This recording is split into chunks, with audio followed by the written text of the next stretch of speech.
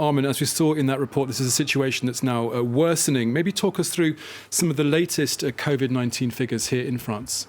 Yes, so maybe we should start with the Paris region, of which Seine-Saint-Denis is a part. We're now seeing a rise of 15.6% in 1 week. That's in the Paris region. This is a tweet from one of the top French journalists who looks at COVID figures every day. And we can see the curve underneath as well. The red curve is the Paris region. So we're now looking at 640 infected people for every 100,000, which is considered to be very high.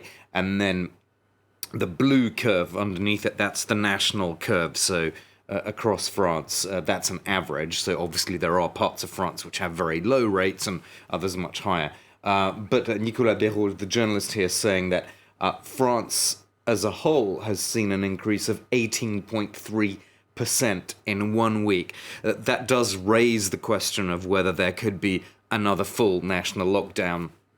Of course, we know that many millions of people already living in regional lockdowns, although there's debate as to how effective they are because they're not particularly stringent compared to last year. But in any case, we should know a bit more this Wednesday when there's a so-called Defense Council meeting here in Paris. And Armen, we're also hearing more and more desperate pleas from France's struggling doctors who say that they'll be very soon overwhelmed. Yeah, and remember we were told nearly a year ago that there would be a big increase in intensive care unit capacity. That never happened. We're now seeing a déjà vu that we've already had in 2 previous lockdowns.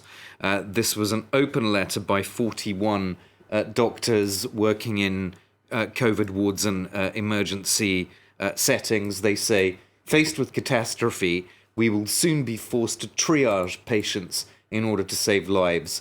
This triage will apply to all patients, COVID and non-COVID. So triage is essentially saying who gets emergency treatment and who doesn't. So if you have, say, 2 patients who are equally worthy, so to speak, of emergency treatment, one of them will get that treatment and the other won't. And as you were saying in your introduction, Tom, these doctors are predicting that within the next 15 days, this will happen because they can already see the trend inexorably leading towards that result. Okay, Armen, Georgian, our international affairs editor, thank you very much.